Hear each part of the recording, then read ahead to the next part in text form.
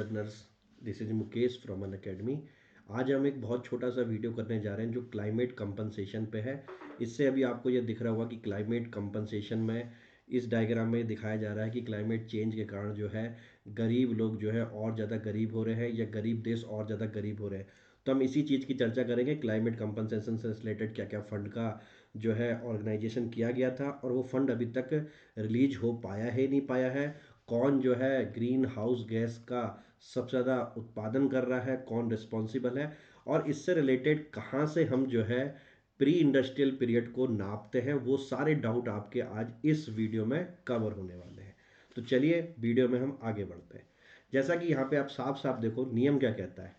In the climate change framework the burden of responsibility fall on the those rich country that has contributed most of the greenhouse gases since 8050। इसका मतलब कि climate change का जो framework है उसमें responsibility का वर्डन उन अमीर देशों पे लागू होता है जिन्होंने ग्रीन हाउस गैस को इमिशन करना चालू कर दिया था 1850 से। ठीक है ना, क्लियर। और इसीलिए इस 1850 को ही पैमाना माना जाता है for the beginning of the industrial as. ये बहुत कम बच्चों को पता रहता है, इसमें कन्फ्यूजन रहता है। इसका मतलब ये समझ लिए कि 1850 से औद्योगिक जो है क्रांति के अंदर जितना पॉल्यूशन अमीर देशों ने किया है, ये पॉल्यूशन करते हुए दिखाई दे रहे हैं, तो यही सबसे ज़्यादा रिस्पॉन्सिबल हैं ग्रीन हाउस गैस एमिशन के। या यूं कहो कि 1850 में डेवलपिंग कंट्री अर्थात जो विकासशील देश हैं वहाँ पे तो एग्रीकल्चर और उसी की एक्टिविटी रहती थी, वहाँ पे उतना ज़्यादा इंडस्ट्रियलाइजेशन नहीं था। भारत में भी 1850 में उतना ज़्यादा इंडस्ट्रियलाइजेशन नहीं था। ठीक है, तो जब था ही नहीं तो हमने तो ग्रीन हाउस गैस इमिशन करी नहीं। आज हम डेवलप्ड जो है देशों की तरह जो है अपना उत्पादन कर रहे हैं, तो आज अगर हम पे इल्जाम लगाया जाए कि आप ग्रीन हाउस गैस का इमिशन कर रहे हो तो गलत है। ठीक है, क्योंकि आज हमें अपने को विकास करने के लिए, अपने देश को आगे बढ़ाने के लिए इंडस्ट्री को आगे बढ़ाना ही पड़ेगा। ठीक है, क्लियर। तो मेन कल्प्रिट या मेन रिस्पॉन्सिबल कौन है? रिच कंट्री, और ये 1850 से कर रहे हैं और इसी को हम बिगिनिंग ऑफ इंडस्ट्रियल एज मानते हैं। यहां तक सबको क्लियर हो गया? ठीक।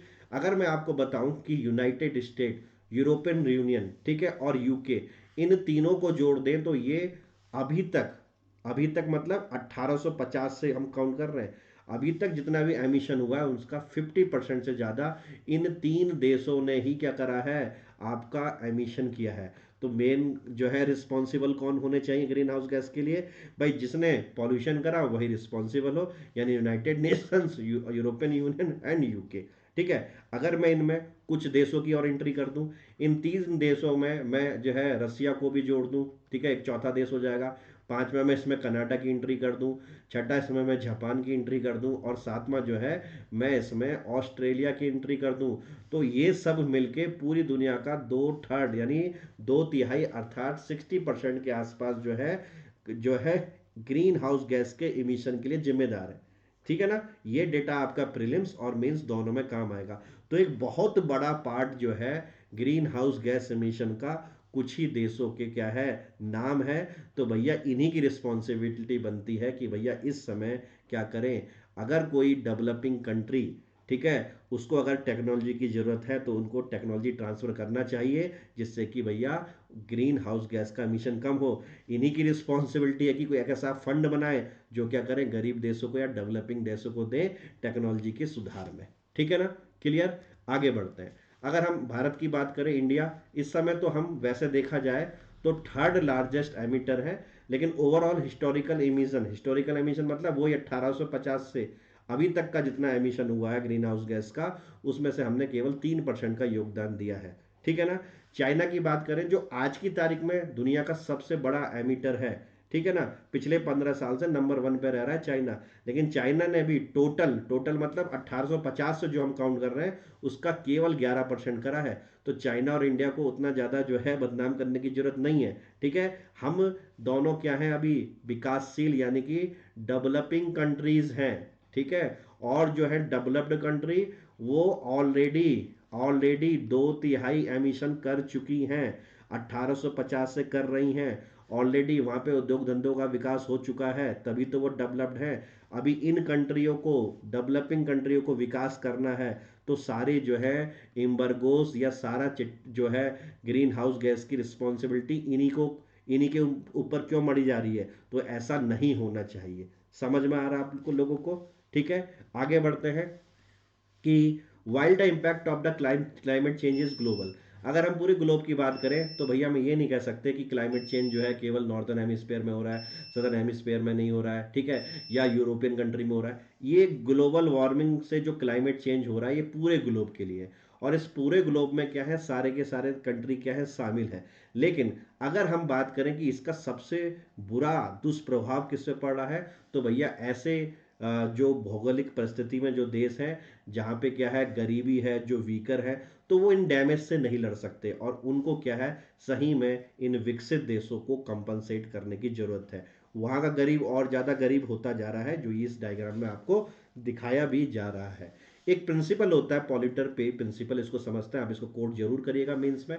तो पॉल्यूटर पेस प्रिंसिपल का सीधा सा मतलब है कि भैया जो भी रिस्पॉन्सिबल है पॉल्यूशन करने के लिए, तो इसके द्वारा किए गए पॉल्यूशन से जो भी नुकसान हुआ है उसकी भरपाई यही लोग करेंगे। ठीक है ना? तो आप पढ़ो, the demand for the compensation for the loss and damage from the climate disaster is extension of the universally known and acknowledge pollution pays principle. इसके अंदर क्या होता है, पॉल्यूटर जो प्रदूषक है वो लाइबल है, not just the cost of the remedy action, केवल उसके लिए नहीं कि जो उसने पॉल्यूशन फैला रखा है उसको वहां से हटाने के लिए जो कॉस्ट होगी ना, उस पॉल्यूशन के कारण जो विक्टिम, जिन लोगों का नुकसान हुआ है, जिन लोगों की जान गई है, जो जो लोगों के हेल्थ इशू आए हैं, ठीक है ना, तो उसको भी डैमेज को कवर करना है, उनके विक्टिम को भी कवर करना पॉल्यूशन पे प्रिंसिपल में आ रहा है। अब इस समय जितनी भी डेवलपिंग कंट्री हैं, ठीक है ना, डेवलपिंग जो कंट्री है वो इस समय मांग कर रही है, वो कह रही है कि भैया 1850 से जो तुमने कुआं खोदा था उस कुएं में अब पूरी दुनिया गिर रही है। ठीक है, अब कुआं समझ लो कि 1850 से जितना भी जो है पॉल्यूशन हो रहा है वो तुमने करा था। ठीक है, मोर देन 65% आप ही लोग कर रहे हो। तो भैया हमारे को क्या करो, आज कंपनसेट करो, क्योंकि तुम्हारे उस 1850 से जो इन्वायरमेंट को आपने जो पॉल्यूट करा ग्रीन हाउस गैस से, आज वो ग्लोबल वार्मिंग कर रहा है और उस ग्लोबल वार्मिंग का हम भी शिकार हो रहे हैं। हमारा इंफ्रास्ट्रक्चर उतना अच्छा नहीं है तो हम पे उसका और भी ज़्यादा दुष्प्रभाव पड़ रहा है। जैसा कि आपने रिसेंटली पाकिस्तान में जो फ्लड आई थी उसके बारे में देखा कि काफ़ी उसको क्या हुआ, नुकसान हुआ। और इनफैक्ट पाकिस्तान ने जो है क्लाइमेट कंपनसेशन, जो हमारा आज का टॉपिक है, इसकी बात करी थी, इसलिए ये आर्टिकल क्या है, बहुत ज़्यादा रेलिवेंट बनना है आपके पेपर के लिए। ठीक है ना? और इसको देख के बाकी डेवलपिंग कंट्री ने भी क्या करी, मांग करी कि हाँ ये भैया इन्हीं का दोष है जो 1850 से उन्होंने हम पे थोपा रखा है। तो भैया यही हम क्या करेंगे, यही क्या करें कि अगर जो बाढ़ में जितने भी लोग मरे हैं, जिनके घर बर्बाद हुए, सबको पैसा दे, क्योंकि इन्हीं का क्या है, किया धरा है। आप ऐसे इसको समझ सकते हैं। ठीक है, क्लियर? अच्छा, यूनाइटेड नेशन का फ्रेमवर्क भी क्या ऐसी बातें करता है? तो जी हाँ, बिल्कुल। यूनाइटेड नेशन का जो फ्रेमवर्क है UNFCCC, और आज से मेरी एनवायरमेंट की क्लास चालू भी हो रही है तो मैं सब आपको पढ़ाऊंगा ही पढ़ाऊंगा। ठीक है, तो उसमें 1994 में इंटरनेशनल एग्रीमेंट करा गया था जिसमें बोला गया था कि किस तरीके से हम क्लाइमेट चेंज को फाइट कर सकते हैं। ठीक है, और उसके अंदर जो है अलग अलग देशों के लिए अलग अलग रिस्पॉन्सिबिलिटी को इन्होंने माना, एक्नॉलेज किया। इसका मतलब यह है कि भैया जिसने पॉल्यूशन ज़्यादा करा है वो ज़्यादा रिस्पॉन्सिबल हो, जिन्होंने अभी कम करा है या करने की जो है होड़ में है, उनको क्या करो, कम रिस्पॉन्सिबिलिटी दो। समझ में आया? और इसी सिद्धांत को बोलते हैं differentiated but sorry common but differentiated responsibility. ठीक है, कॉमन का मतलब क्या है कि भैया सभी को क्लाइमेट चेंज से लड़ना है। ठीक है ना? क्लियर? ये दो ही समान।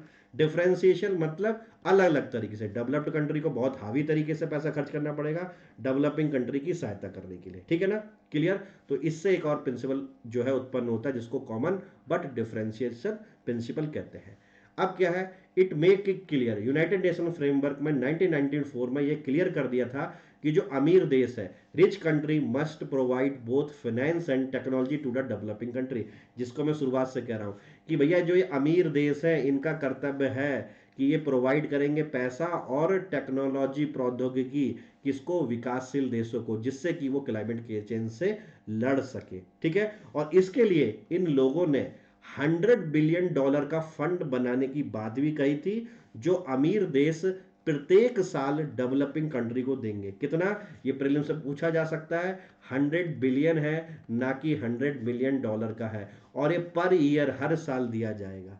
ठीक है, अब आप सोचो 1994 में ये एग्रीमेंट पे ये डेवलपिंग कंट्री को देंगे हम कह रहे हैं, तो आज तो भैया 2022 हो रही है, क्या ये हर साल देते हैं कि नहीं देते हैं? तो ये भी बहुत बड़ा चिन्ह है। ठीक है, दुर्भाग्यपूर्ण ये प्रॉमिस जो उन्होंने करी है, ठीक है, अभी तक मैट नहीं हुई है, यानी कि अभी तक ये डिस्कशन बाजी में ही चल रही है, जो गलत है। 1994 95, आज 2022, कहाँ गया भैया $100 बिलियन का, ठीक है, फंड, जो डेवलपिंग कंट्रियों को क्या करना था, मिलना था, ठीक है ना, पर ईयर के हिसाब से, जिससे कि वह क्लाइमेट चेंज से लड़ सके। ठीक है ना, क्लियर। अब आगे अगर इस फंड में कोई भी बात होगी तो हम उसको देखेंगे। ये छोटा सा ही लेक्चर था, लेकिन बहुत दमदार लेक्चर था। अगर आपने ध्यान दिया होगा, इसके नोट्स जरूर बनाना। प्रीलिम्स और मेंस दोनों के लिए इंपॉर्टेंट है, और जो जो मैं आंसर राइटिंग कराऊंगा उसमें आपको ये सब चीज़ें कोट करनी है, अगर इससे रिलेटेड कोई भी क्वेश्चन आता है तो नोट जरूर बनाइएगा। बाकी अन अकेडमी पे आर ओ का बैच आ रहा है, इसमें मैं आपको इकोनॉमिक्स और इन्वायरमेंट पढ़ाऊंगा, तो आप इसको ज्वाइन कर सकते हैं। 17 नवंबर से स्टार्ट हो ही रहा है। ठीक है, क्लियर। तो this is all about Unacademy, ठीक है। और मेरा नाम आपको पता ही है, मुकेश कुमार सिंह। आप अन अकेडमी के ऐप में मुकेश कुमार सिंह जो मैं हूँ उनको आराम से सर्च कर सकते हैं। यूपी पीसीएस कैटेगरी में मैं आपको पढ़ाता हूँ, ठीक है। ये अन अकेडमी का यूट्यूब चैनल है, ये टेलीग्राम चैनल है, आप इसको ज्वाइन कर सकते हैं।